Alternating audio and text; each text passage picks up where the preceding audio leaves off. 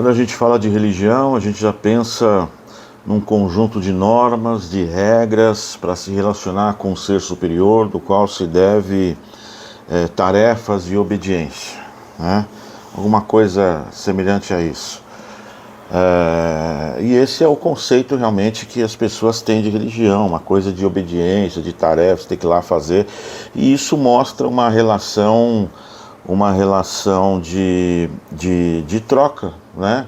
Onde tem uma divindade, tem uma pessoa, e essa pessoa então faz coisas para essa divindade, para que a divindade possa retribuir essa pessoa por conta das coisas, da obediência, do sacrifício que ela fez, né? Que ela promoveu, né? Então esse é o conceito que tem por aí, né? Essa ideia, né? de troca, né? Eu vou lá no templo, né? Eu vou lá no lugar religioso e vou fazer alguma coisa e a divindade vai me retribuir, né? Então eu vou fazer um trabalho, divindade retribui. Vou acender uma vela, divindade retribui. Vou dar um dinheiro, divindade retribui, né? E isso está incrustado na mente da sociedade aí dessa forma e tudo mais. E tá certo, tem muitas religiões que realmente propõem essa relação com a sua divindade, né? Com o seu sagrado, né? E então a relação com o sagrado é uma relação comercial, uma relação de troca, né? Parte do ser humano. Eu faço, divindade reage, né? E na palavra de Deus, o Deus da Bíblia, ele propõe uma outra situação, que não essa situação de troca, não a situação de eu vou lá, faço e ele reage. Ele propõe uma outra situação. E a situação que ele propõe é a seguinte: eu vou, isso é Deus falando, eu vou para a terra, eu morro primeiro, eu cumpro a sua pena de morte, e se você quiser entender o que eu fiz, aceitar o que eu fiz, crer no que eu fiz por você, por ter cumprido a sua pena de morte, beleza, nós vamos ter uma relação junto. Se você não quiser, sem problema também. Só que tem consequências, né? Tanto a consequência de você aceitar o sacrifício dele, como de não aceitar. Mas o fato é que a relação de troca aqui, ela está quebrada. Por que está quebrada?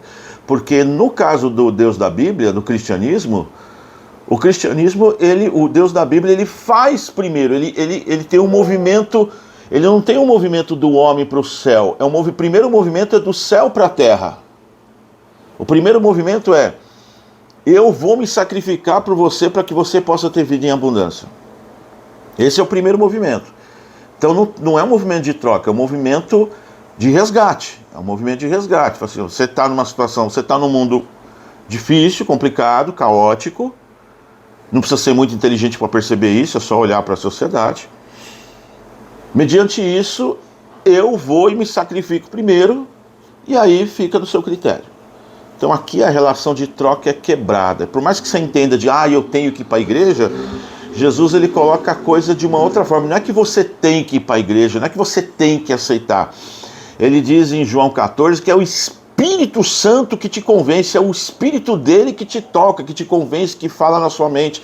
Então, na verdade, a salvação, ela não é algo que parte de você. Eu vou lá na igreja aceitar Jesus para virar crente. Não, é um movimento que parte do céu para você.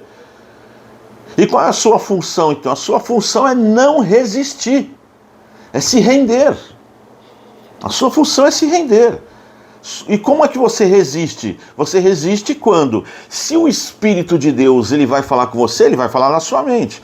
Então ele vai falar na sua mente coisa do tipo: olha, se aproxima de Deus, busca Deus, vai para uma igreja, ora, fala com Deus, lê a palavra, ele vai falar coisas desse tipo. E como é que você resiste a isso? Você fala: não, bobagem, coisa da minha cabeça, não, isso tem nada a ver, já pra lá, entendeu? Então você vai resistindo, passou a vida. Ou se você não resistir e você falar assim, tá bom, eu vou. Aí você vai, você dá um passo na direção daquele que está te atraindo. E daqui a pouco esse nível de atração, ele aumenta. Então até que ele fala em João 15, João 16, se não me engano, alguma coisa assim, não foi vocês que escolheu a mim, fui eu que escolhi vocês. Para que vades e deis fruto, e vosso fruto permaneça, a fim de que tudo que vocês pedirem ao meu Pai, eu vou lhe conceda. Então ele deixa claro que é ele que escolheu, né? Mas também depende da sua não resistência. Você chega numa igreja, está todo mundo de mão para cima. O que o pessoal fez? Se rendeu. Se rendeu a essa voz, a essa vontade. Então a relação de troca ela é quebrada no cristianismo. O cristianismo não tem troca. O cristianismo tem você se ligar e você, que ele fez um movimento e você se render e você se entrega então. Você se entrega. Por mais errado que você esteja, por mais bagaçado, cheio de pecado, né? E esse movimento, então, de você se entregar e ele te atrair e ele ir falando na sua mente, cada vez mais você vai caminhando na direção dele, se você não resistir. Se você não oferecer resistência. Se você oferecer resistência, você não sai do lugar, talvez até recue. Mas se você não oferecer resistência e continuar caminhando, porque quando você pensa, quando vem um pensamento na sua mente assim, vai orar, vai ler a Bíblia, precisa ficar muito claro uma coisa aqui, meu amigo, minha amiga. Esse pensamento, vai orar, vai ler a Bíblia, não tem origem em você. Porque a Bíblia diz que nós somos pecadores, caídos.